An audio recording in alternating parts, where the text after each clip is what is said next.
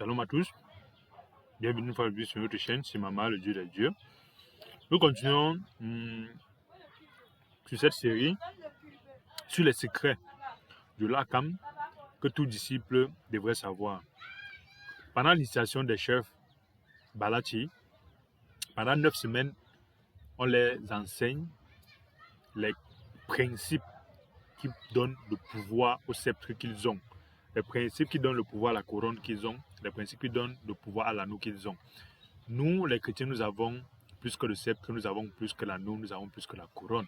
Pour un chrétien qui n'est pas seulement à l'église ou qui ne chante pas seulement la Bible et qui ne chante pas seulement les cantiques, pour un chrétien vraiment, effectivement, né de nouveau, il est important de savoir que naturellement, selon ce que Dieu a fait, selon ce que Dieu a créé, nous sommes des rois selon l'ordre de Melchisedec. Et dans cette royauté-là, nous devons comprendre continuellement que nous ne devons pas justement penser qu'il suffit de s'asseoir et bavarder, mais nous devons apprendre les principes. Beaucoup de chrétiens ont cru que naître de nouveau suffisait. Beaucoup de chrétiens ont cru qu'aller à l'église suffisait. Mais il y a des principes qu'il faut apprendre. Et tant qu'on ne les apprend pas, on va toujours avoir une vie chrétienne vague. Sauf si on est le genre qu'on est aussi seulement là pour dire que m'en va à l'église et je lis ma Bible et ça va. Mais si on veut impacter dans le corps de Christ, il faut savoir que tout est lié. Et que tout ce que Dieu fait est bon et tout ce que Dieu fait est pour un objectif. Donc naturellement, nous pouvons donc dire que précédemment, nous avons vu que la vérité n'est pas forcément un élément que tout le monde a besoin de la vérité, mais tout le monde ne veut pas la vérité. Première chose. Deuxième chose, c'est que nous avons pris le cas de la fête, parce que nous sommes le 25 décembre aujourd'hui par exemple, de la fête païenne de Noël qui est apparente, c'est une fête païenne, mais les gens essaient de colorer ça en disant que c'est la naissance de Jésus-Christ et que les chrétiens ont décidé comme ça, c'est faux. Deuxième élément, c'est que les gens adorent par exemple Marie en prétendant que parce qu'on adore depuis 20 ans, depuis 30 ans, ou parce qu'on adore en pleurant, ou parce qu'on est habillé blanc, tu vois les sœurs en train de machin, où tu peux leur dire que vraiment, elle ne peut pas tuer la mouche et que ça va faire donc que dorénavant, le fait qu'ils adorent une idole Marie, c'est vrai. Non. Marie, les catholiques ont pris ça de Sémiramis. C'est une mère des dieux Astartes et des dieux Baal. Et un autre élément aussi pour prendre comme exemple, c'est que la vérité, c'est pas parce que 100 idiots vont dire quelque chose que ça va rendre ça vrai. Et c'est pas parce que tu es seul à devant la vérité que ça veut dire que toi, tu vas à un moment donné dire que comme je suis seul, ça veut dire que c'est faux. À un moment donné, il faut comprendre ça. C'est aux 100 autres de changer, c'est pas à toi de changer. Si ce que tu fais est la vérité, c'est aux autres, même s'ils sont 100 de changer, c'est pas à toi. Ça fait mal, mais ce sont des principes qui sont contre-intuitifs. Ce sont des principes qui sont mauvais, c'est mauvais pour le cerveau, mais c'est vrai. C'est ce que Dieu nous demande. Et c'est pour ça qu'il faut donc comprendre que même la fête du 25 décembre dont nous parlons, c'est fêté pourquoi? C'est fêté à cause du fait que les chrétiens ont fêté tellement la fête païenne qu'ils ont oublié que l'Éternel a donné les fêtes. Il y a les 7 fêtes de l'Éternel que les chrétiens ne gèrent pas. Ils ne gèrent pas pourquoi? Parce qu'ils disent que c'est la fête des Juifs. Malheureusement, ce n'est pas la fête des Juifs. Pourquoi? Parce que Dieu, quand il donnait cette fête-là, il a précisé. Parce qu'il savait que Satan devait venir plus tard mentir qu'il y a une autre fête et qu'il y a d'autres fêtes. Dieu a donné dans ces fêtes-là en disant que ce sont des fêtes éternelles, ce sont des fêtes perpétuelles. Et Dieu a bien précisé que les fêtes qu'il donne, ce sont des fêtes éternelles. Les Juifs ont plus de 20 fêtes, ça ne nous intéresse pas. Les Juifs ont de ces fêtes de ceci, les fêtes de cela, ce n'est pas de ça que nous parlons. Nous parlons aujourd'hui des 7 que Dieu a donné en donnant à ses fils. Et une autre chose de particulièrement puissante, c'est que ces fêtes-là que Dieu a données, il a donné particulièrement aussi ces fêtes-là et que Yeshua Hamashiach a fêté cela, les apôtres aussi ont fêté cela. Et s'ils ont fêté, ça veut dire qu'aujourd'hui aussi, même dans le Nouveau Testament, ça a été fêté. Parce que beaucoup de personnes aiment dire que non, c'était fêté avant, ainsi de suite.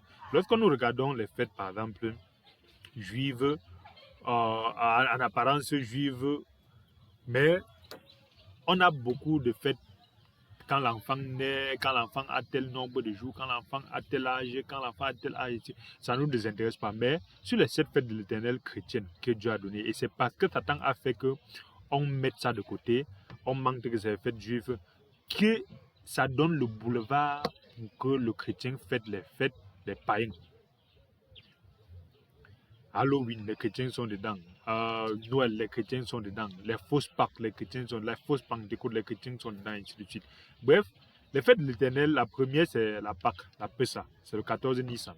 Et c'est en mars-avril. Et c'est le premier mois.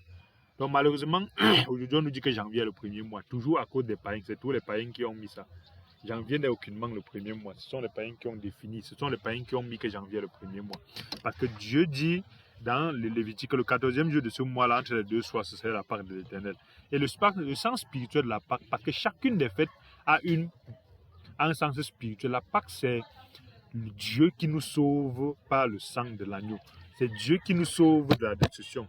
Dieu qui nous sauve par le sang. Le sang de Yeshua Hamashia, c'est ça qui est sur la porte de l'intérieur de notre cœur. Et c'est ce sang-là qui nous sauve. Et Jésus-Christ c'est une fête qui nous rappelle donc lorsqu'on la fête, Yeshua Hamashia. Mais les chrétiens, au lieu de fêter, c'est ils fêtent le solstice d'hiver, qui est la fête païenne que les catholiques ont transformée parce qu'ils savaient qu'ils ne pouvaient pas changer.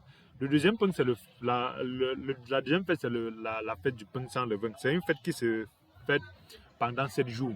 Qu'est-ce que la signification de cette fête-là? La signification, c'est que, naturellement, comme je vous ai sauvé de la mort, dorénavant vous êtes devenus mes militaires. Je vous forme donc à vivre selon la vie du royaume. Et je vous donne une nourriture spirituelle. C'est pour ça donc que pendant cette fête-là, on mange le pain sans levain. C'est pour dire quoi? Vivez dans la sainteté.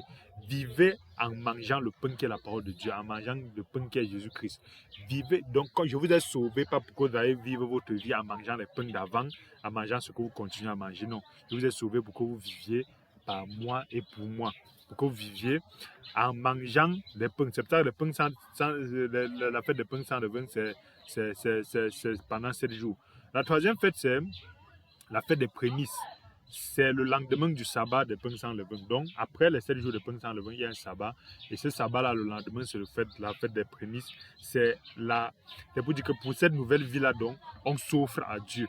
On offre des sacrifices à Dieu. On offre Dieu lui-même. On nous offre nous-mêmes un sacrifice à Dieu. Toutes ces fêtes-là ont des significations spirituelles extrêmement éternelles. Malheureusement, Satan, sachant que si on vit selon ces fêtes-là, on va gagner de la puissance, il a changé ça. C'est pour ça qu'il y a des secrets donc qui permettent que c'est pas parce que les gens vont mépriser ces fêtes-là que ça veut dire qu'elles n'existent pas, elles ne vont pas hériter. L'autre fête, c'est le Shavuot, qui est la Pentecôte. La Pentecôte, les gens pensent que la Pentecôte, c'est la descente du Saint-Esprit. C'est juste parce qu'ils étaient rassemblés pour fêter la Pentecôte que le Saint-Esprit est descendu.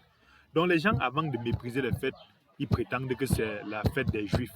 Les disciples et les apôtres, pendant qu'ils fêtaient la fête que vous méprisez là, c'est pendant qu'ils fêtaient ça que Dieu a envoyé le Saint-Esprit. Donc un chrétien devrait avoir honte de ne pas fêter les fêtes de l'Éternel en prétendant que c'était avant, à ne pas fêter les fêtes de l'Éternel en prétendant que c'était dans l'Ancien Testament. La Pentecôte, ce n'est pas la première fois qu'on fêtait. Beaucoup de personnes pensent que la Pentecôte, c'est la descente du Saint-Esprit. Oui, c'est parce qu'ils étaient rassemblés pour fêter une fête qu'on appelle la Pentecôte que le Saint-Esprit est descendu sur eux. Donc, il ne faut jamais oublier que la Pentecôte, c'était une fête avant. S'ils avaient aussi dit comme vous que c'était les fêtes d'avant, d'avant nous sommes en Jésus-Christ, on ne va plus fêter ça. Ils ne devaient pas être rassemblés, le Saint-Esprit ne devait pas descendre sur eux. Donc, naturellement, l'autre fête, c'est la fête des trompettes. La fête des trompettes, c'est pour nous rappeler qu'à un moment donné, dans le ciel, il y aura une trompette et que quand ça va sonner, les âmes de ceux qui sont vivants et les âmes de ceux qui sont morts vont se lever et d'aller au ciel. Et ça n'est même pas encore arrivé. C'est pour ça que nous continuons à fêter les fêtes des trompettes parce que ça nous rappelle ce qui va arriver. Et ça a été donné aussi toujours dans l'Ancien Testament. C'est pour dire que attention, vivez comme vous vivez là, mais un jour, Dieu va sonner la trompette et vous allez voir que tout ce que vos richesses, vos enfants, vos projets, ça n'a pas d'importance, c'est ça qui est important. Et l'autre fête, c'est le Yom Kippour, la fête des expiations. C'est pour dire que Dieu qui nous a purifiés nous appelle au jeûne et à la repentance. Et c'est la continuité de la fête des pains sans levain, c'est la continuité d'un type de vie que Dieu nous a donné. Il y a aussi la fête des tabernacles qui n'est pas encore réalisée, mais qui se fait toujours continuellement. Pourquoi? Parce que vers la fin du monde, la parole de Dieu nous dit dans des révélations d'Apocalypse que l'Éternel va faire descendre le tabernacle, ça va rester au milieu de nous. Il sera notre Dieu, nous serons son peuple. Il n'y aura plus de pleurs, il n'y aura plus de grincement dedans. Il sera notre lumière. Et c'est ça qu'il est important de comprendre, que les fêtes de l'Éternel, il y en a beaucoup qui sont déjà réalisées à travers Jésus-Christ. Et on continue à fêter en mémoire de lui.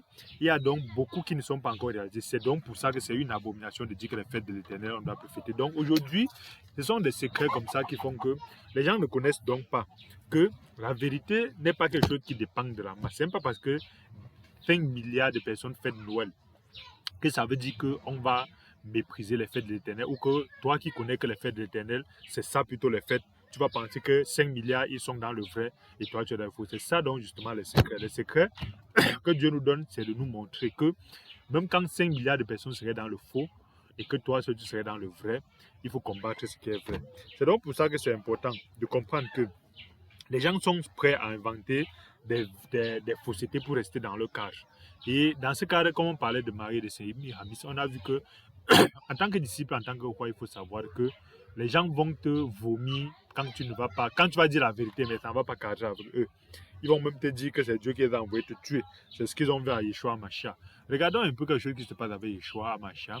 Dans Marc, le chapitre 3, le verset 31 dit: suivant sa mère et ses frères qui se tenaient dehors et l'envoyaient appeler. La foule était assise autour de lui et lui dit: voici, ta mère et tes frères sont dehors et te demandent.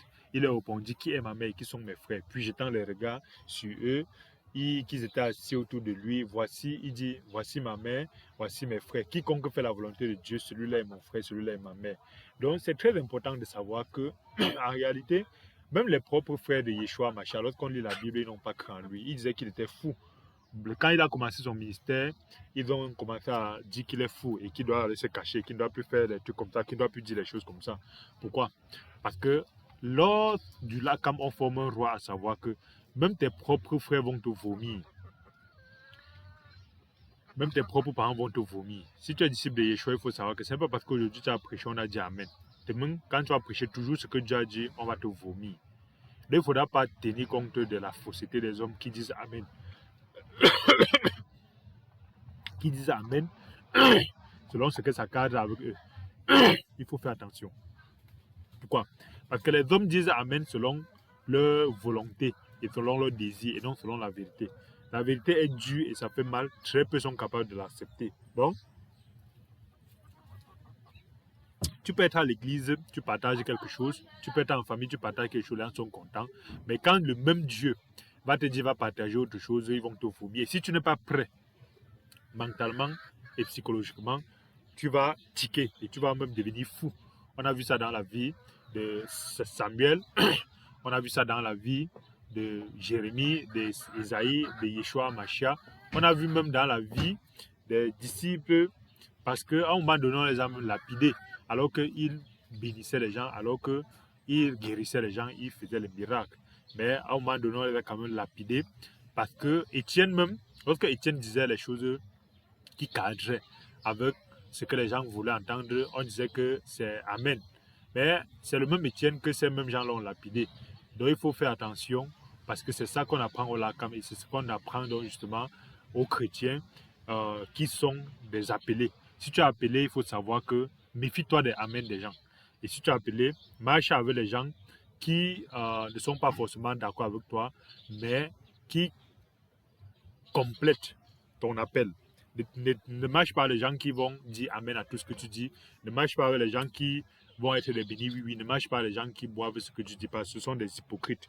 Et il faut aussi comprendre une autre vérité qu'on apprend au Lakam et qu'on apprend aussi. Ce sont les bases du christianisme. Malheureusement, c'est le christianisme primitif. C'est que beaucoup de personnes ont souvent les problèmes dans leur tête à dire qu'il n'y a pas plusieurs vérités. C'est pour ça que 10 personnes ne peuvent pas parler de la vérité, ils ont raison. Parce que quand on voit 10 personnes dans le corps de Christ qui parlent 10 vérités, souvent, quand on regarde bien, les 10 personnes ont raison. Pourtant, il n'y a pas 10 vérités. C'est juste que la vérité est comme le soleil. Qu'est-ce que ça veut dire? La vérité ne change pas, ça ne bouge pas, c'est comme le soleil. Mais souvent, elle est visible, souvent, elle n'est pas visible. Première chose. Pourtant, elle est toujours là. Ce n'est pas elle qui bouge, c'est plutôt les circonstances et les perceptions qui changent. Dieu, aide-moi à expliquer ça. Seigneur, aide-moi à expliquer ça. Ça veut dire, on ne dit pas que la vérité change et qu'elle bouge. C'est les circonstances et les personnes, les conditions, les environnements, les sociétés qui changent et ça modifie la perception qu'on a de la vérité. C'est pour ça donc que quand tu es convaincu de la vérité, la circonstance peut faire que l'autre n'est pas convaincu. Mais elle ne pense pas qu'il est ton ennemi, elle ne pense pas que vous devez aller en guerre. Parce que la plupart des guerres, toutes les guerres sont créées par des gens qui pensent détenir la vérité ou qui sont manipulés par des entités, par des esprits. Mais la plupart de certaines guerres, on présente comme si c'était que l'ennemi a raison, toi aussi tu as raison, aller en guerre. Ça, c'est du satanisme pur et dur qui découle de ce principe, ce qui a été mal compris, mal méprisé. Il n'y a pas plusieurs vérités, mais la vérité est comme le soleil. Les choses peuvent changer. Ça permet qu'on ne voit pas bien le soleil comme on devrait. Deuxième chose, c'est que les distances au soleil sont différentes. C'est donc pour ça que chacun n'a pas la même manière de voir le soleil. C'est pour ça que plus tu t'approches de la vérité, plus tu la vois clairement. Mais ceux qui ne s'approchent pas de la vérité voient toujours le soleil, mais ils ne la voient pas clairement. Mais ils sont convaincus de voir le soleil et ils ont raison. Quelqu'un qui est très loin du soleil, qui ne voit le soleil que de façon infime, il voit tout le soleil, il a raison qu'il voit le soleil. Mais toi qui es plus proche du soleil, tu vois le soleil de façon un peu plus exacte. Mais vous voyez tous le soleil, vous avez raison. Mais vous ne voyez pas le soleil de la même manière. C'est pour ça qu'il faut savoir que la vérité ne se voit pas de la même manière par tout le monde. Et au Lakam donc, spirituel et au Lakam physique, on apprend au chef que si tu vois plus clairement la vérité, sois indulgent envers celui qui voit moins clairement la vérité. Dieu aide-moi à bien expliquer ça. Je prie Dieu que vous compreniez exactement. Ça va éviter les guerres en famille. Ça va éviter les guerres en société. Aujourd'hui, dans le président partage, je parlais d'un projet qui a été piraté et que ce qui me fait mal n'est pas le pirateur, mais c'est le chef de projet. Le plus important, c'est à un moment donné, le fait que le chef de projet ne te donne même pas le bénéfice du doute que ce que tu dis peut avoir un sens et que il peut savoir que il n'a pas toutes les cartes pour percevoir certaines choses et dans ce cas, il peut te faire confiance sur certains points. Non. Ça veut dire quoi? Ça veut dire, à un moment donné, même lorsque quelqu'un t'a tourné et t'a mis à sa sauce, au point où tu vibres maintenant selon lui. Oui, il n'y a pas de souci, faites le projet, il n'y a pas de souci. Mais avec quelqu'un que tu as pu attraver pendant toutes ces années-là, que du jour au lendemain, tu le banques, bon, je comprends que c'est ça la société. On n'est pas, on est utile que selon l'utilité qu'on peut en faire de nous. On est important que selon ce qu'on peut tirer de nous. Je comprends donc. Toi technicien, toi spécialiste, toi intellectuel, comprends aussi que ton importance dans une entreprise, c'est selon ce que l'entreprise peut tirer de toi. Demain, si tu es plus important, on va te jeter et comme un bout de papier. Il ne faudra pas que ce jour-là, ça te fasse mal. Donc, c'est pour dire qu'à un moment donné, ce qui dérange encore plus dans ça, c'est que le chef de projet n'arrive même pas à un moment donné à se dire certes, peut-être je ne suis pas d'accord avec ce que ce gars s'est dit, peut-être je ne comprends pas tout, mais je lui donne quand même le bénéfice du doute que ce qu'il dit là, ça peut être par amour pour moi, ça peut être pour mon bien qu'il dit ça. Non. Ce qui se dit toujours que non, je vois bien, nous on est sur la bonne route, tout va bien marcher, tout va bien, ainsi de suite. On le souhaite, on le souhaite. Ce n'est que ça, parce qu'en réalité, nous ne devons pas être du genre que quand on n'est pas dans quelque chose, on souhaite que ça ne marche pas, non. Non. Quand nous rejoignons un projet, c'est une grâce de Dieu. Quand nous quittons un projet, c'est une grâce de Dieu. Parce que ce qu'on quitte aussi, c'est pour avoir plus grand. Donc, il ne faudra pas que quand tu es avec quelqu'un, tout va bien, amen, amen. Quand tu es pas la personne, tu souhaites que la personne échoue. Non. Quand tu es sur un projet, tu veux que ça marche. Quand tu n'es pas, tu veux que le projet échoue. Non. Le but, c'est qu'il faut toujours souhaiter que tout marche bien parce qu'on n'est que des consultants sur des projets.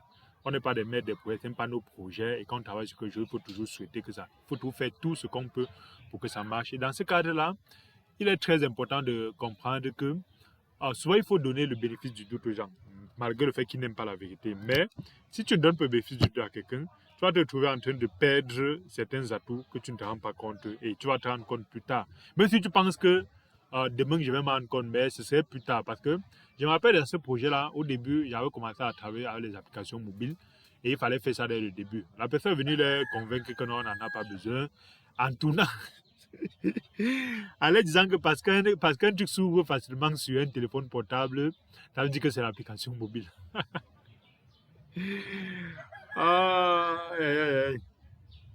En tout cas, c'est pour dire que selon eux, donc, on ne devrait plus créer des applications mobiles parce qu'on peut déjà créer des applications qui s'ouvrent facilement sur, sur le téléphone portable. Ah, c'est pour ça que l'école est bien en fait. L'école est bien, mais aussi, je ne sais pas si. Il faut peut-être souvent ne pas se mettre à expliquer certaines choses à des gens qui ne veulent pas comprendre. Mais bon, c'est pour dire que la vérité étant comme le soleil, souvent donc, sur certains projets ou certaines choses, quand tu vois plus exactement et que les autres ne voient pas exactement, il faut leur laisser. Il faut comprendre que c'est comme ça la vie. Il ne faut pas faire des combats, des guerres inutiles. Si tu vois le soleil de loin et qu'une autre personne voit le soleil de côté, vous voyez tout le soleil. Mais celui qui voit à côté voit de façon plus détaillée. C'est pour ça que quand plus tu t'approches de Dieu, plus tu vois Dieu d'une certaine façon, alors que tout le monde connaît Dieu. Et c'est pour ça que quand tu vas venir dire que voilà telle chose sur Dieu, les autres vont dire que mais je connais aussi Dieu. Pourquoi tu me parles comme ça? Pourquoi c'est le même Dieu que nous servons. Effectivement, c'est le même Dieu que vous servez, mais vous ne le voyez pas de la même façon. C'est pour ça que l'homme spirituel est l'homme qui est capable de bénéficier de ce que l'autre voit que tu ne vois pas. L'homme spirituel, quand il voit que tu vois le soleil plus exactement, il essaie de dire, frère, explique-moi un peu. Je veux bénéficier de sa grâce, de cette grâce que tu as. Je veux bénéficier de cette vue détaillée que tu as. Je veux bénéficier de ce don que tu as. Je veux bénéficier de cette plus-value que tu as. Mais les hommes charnels, c'est que quand ils voient dire que tu veux montrer quoi? Tu veux montrer quoi? Tu es plus que qui? Tu penses que moi aussi je ne peux pas voir, hein? Surtout que je te connais depuis que tu es petit, tu es tout comme ça, ainsi de suite. Tu vois Dieu, tu connais Dieu plus que qui? Tu es né quand? Voilà leur parole. Mais l'homme spirituel, quand tu vois mieux, il cherche à glaner de toi, il cherche à profiter de toi, il cherche à être enseigné par toi. Lui aussi, il a quelque chose qu'il voit mieux.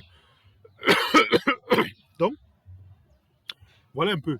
Et dans ce cadre-là, une autre vérité qu'on apprend au chef, c'est de savoir que l'être humain par nature est là pour profiter de toi. Un chef doit savoir qu'autour de lui, tous ceux qui disent belong, belong, c'est pour profiter de lui. Je ne vais pas dire surtout les femmes, mais une femme, si elle est gentille avec toi, c'est pour profiter de toi. Il n'y a aucune femme qui est gentille avec toi pour rien. Sinon, elle devait être gentille avec fou. Ouais, elle devait être gentille aux gars, avec les gars, partout, partout. Elles sont gentilles à quelqu'un qui a un intérêt. Mais c'est généraliser un être humain. Mais c'est une vérité donc qu'on apprend que, même dans le corps de Christ, si on t'appelle trop pour les enseignements quelque part, c'est parce qu'on veut profiter de ton dépôt. Si on t'appelle trop pour la prière quelque part, c'est parce qu'on veut profiter de ton dépôt. Très peu de personnes peuvent t'appeler par rapport au fait que Dieu a les habitants dans le cœur, de le faire même s'ils n'ont pas d'intérêt. Donc, très peu de personnes peuvent, même si tu as cheminé avec toi, s'ils n'ont pas d'intérêt. C'est très peu, c'est très peu. Et ça me rappelle donc quelque chose, c'est que je m'appelle une amie avec qui j'ai fait la terminale. Jusqu'aujourd'hui, on chemine ensemble sur certains points.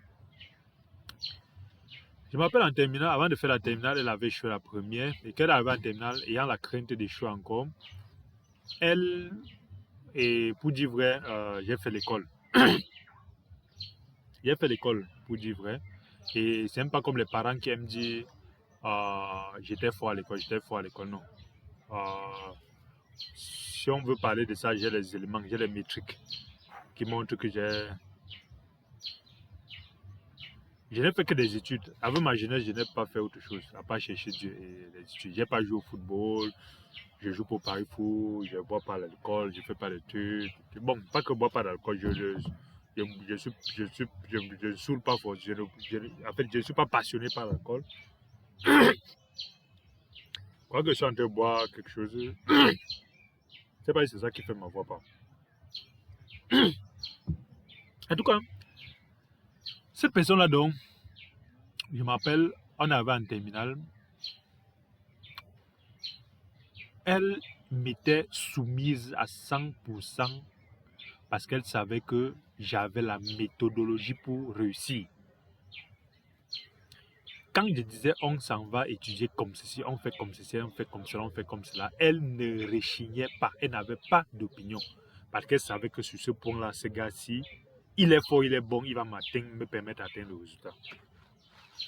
Mais bizarrement, dès qu'elle a obtenu le résultat, effectivement, à travers le travail que nous avons fait et sous mon encadrement, elle a réussi, j'ai réussi. Cette personne est devenue sage, intelligente, plus que moi, subitement. Pourquoi? Parce que son intérêt n'y cadrait plus. son intérêt n'était plus, avait changé. Parce que son intérêt était d'abord réussi, elle a eu ce qu'elle voulait. C'est pour ça qu'aujourd'hui, quand il dit A et dit B, on peut discuter, elle discute ce que. En fait, elle vaut aussi bien maintenant. Elle est aussi capable. Elle est aussi sage. Donc, c'est ça qui fait donc que l'être humain, en réalité, c'est pas parce que les gens te suivent que ça veut dire que ils te suivent pour que tu les fasses réussir, comme cette personne dont je parle. Ils ont suivi Moshe pour sortir de l'esclavage. Ils n'ont pas suivi Moshe parce que ils voulaient forcément arriver à Canaan. Ils ont suivi Moshe parce qu'ils ne voulaient plus souffrir en Égypte pour fabriquer les parpaings et les briques de Pharaon. C'est pas qu'ils pouvaient sortir, ils arrivent au désert, ils détruisent ce Moshe-là, ils l'insultent, ils le chassent. C'est donc une des vérités qu'il faut savoir. Que ce soit dans le lac ou dans le corps de Christ, il faut savoir que les gens ne te suivent que selon leur intérêt. Très, très important. Et on peut donc voir que malgré le fait que souvent on oublie que c'est après que Jésus ait changé l'eau en vin que plusieurs fois ses parents sont venus lui dire tu es trop dur, ne fais plus comme tu fais là, tu es trop bizarre. Alors que depuis qu'il est peut-être petit, ses parents l'ont vu grandir en partageant avec les docteurs de la loi. Ses parents ont vu l'étoile. Ses parents ont suivi le témoignage de Melchior, de Gaspard et des trois rois mages. Il y avait qui? Melchior, Gaspard et Balthazar, c'est les trois rois mages. C'est quoi les rois mages? Ce sont les grands magiciens sur terre. Parce que les cieux, il y a 7 cieux. Et au-dessus des cieux, il y a le ciel où Dieu est, où Yahweh est. Et les mages gèrent les autres cieux. Mais ils ont vu l'étoile qui avait au-dessus de leur force. Ils sont venus se soumettre. Aujourd'hui, les gens nous disent que Jésus, c'est le Dieu des Blancs. Alors que Melchior, c'était un noir. Il est quand même venu se soumettre à cet enfant-là qu'il ne connaissait pas. Il a quitté son pays pour aller se soumettre ailleurs. Exactement comme le docteur Tsala Essomba, le feu docteur Tsala Essomba expliquait, quand il était général du diable, il quittait le Cameroun, il allait soumettre des gens en Inde, dans les autres parties du monde. Pour ça, on n'a pas besoin de dire que c'est ma culture, c'est les noirs, c'est les blancs, ainsi de suite. Dans le monde spirituel, il n'y a pas ça. Il n'y a que l'autorité. Donc, c'est pour dire que les secrets de l'Akam, c'est de connaître que toute vérité n'est pas bonne à dire, toute vérité a le moment pour dire. Si quelqu'un, comme l'apéro l'a dit, si quelqu'un veut montrer qu'il est. Si quelqu'un n'aime pas la vérité, ment-lui. On va donner un bout. L'apéro a dit, si quelqu'un veut montrer qu'il est trop sage, alors qu'il est idiot, vole-le le triple, frappe-le, fait qu'il perde plus que ce qu'il pensait être sage qu'il veut économiser là. Malheureusement, ce n'est pas un principe chrétien. Un chrétien ne devrait pas faire ça, mais c'est de savoir qu'autour de nous, tout le monde n'aime pas forcément la vérité et tout le monde n'est pas forcément dans les aspirations de dire amen à ce que tu dis parce que c'est vrai, mais ils disent amen par rapport au fait que ça cadre avec ce qu'ils font et les gens ne te respectent que selon ce qu'ils peuvent obtenir de toi. Les gens ne te craignent que selon ce qu'ils peuvent obtenir de toi. C'est donc pour ça que je pouvais suivre donc des gens me dire que Dieu me montre que tu as telle plus-value, mais quand dans l'exercice de cette plus-value-là, les points qui ne sont pas d'accord, ils disent que frère, l'autre là, c'est toi qui dis ça. Dans l'exercice de cette plus-value-là, ils peuvent dire que, frère, comme tu vois là, l'autre là, je ne suis pas d'accord. En fait, ils ont raison de ne pas être d'accord. C'est leur liberté, ils sont libres de ne pas être d'accord. Mais qu'ils ne prétendent pas que Dieu les a montré cette plus-value-ci, mais que l'autre, ils disent que comme ça n'encadre pas avec ce qu'il veut, ça veut dire que ce n'est pas Dieu qui t'a montré, toi. Le problème n'est pas, ils sont libres d'accepter que c'est Dieu qui t'a montré. Ils sont libres de refuser que ce n'est pas Dieu qui t'a montré. Mais il ne doit pas t'imposer à te dire que tu dois accepter que ce n'est pas Dieu qui t'a montré. Frères et sœurs, comprenez très bien ça. Les gens sont libres de mépriser tes partages, de mépriser tes enseignements. Mais il ne doit pas t'imposer que tu dois dire que ce n'est pas Dieu qui t'a dit de dire. Ça, c'est ça qui crée le satanisme dans l'église. En tout cas, ce secret était très important. On a pris les cas appliqués à Sémiramis, on a pris les cas appliqués au 25 décembre, on a pris les cas appliqués aux gens qui, parce qu'ils ne pouvaient pas avoir certains avantages à l'école, ils se sont soumis pour qu'on les conduise. Maintenant, après qu'ils ont obtenu ce qu'ils voulaient, ils sont devenus maintenant sages, ils font bien, ils font ainsi de suite. Ils ont des conseillers, des conseils. On a vu des avantages comme ça et c'est très important dans le corps de Christ de savoir ça. Pourquoi? Parce que quand tu ne sais pas ça, quand ça arrive, tu es choqué. Beaucoup d'appelés ont été découragés à cause du fait que les gens les ont fait traverser des choses qui n'étaient pas prêts à travers ces secrets-ci dont je parle. Si tu n'es pas prêt et que tu ne connais pas ces secrets, quand le moment va arriver, quand on va te vomir, les gens qui hier ne pouvaient pas vivre sans toi, qui vont te vomir, à ce moment, si tu n'as pas été ferme, tu n'es pas connecté, comme la chair est connectée au sol, si ton esprit n'est pas connecté au principe de Dieu, tu vas vraiment avoir des grands problèmes. Frères et sœurs, merci d'avoir écouté ce partage. Si cette vidéo vous a béni, n'oubliez pas de vous abonner et de cliquer sur la cloche de notification. Ça nous fait plaisir. À bientôt sur un nouveau partage.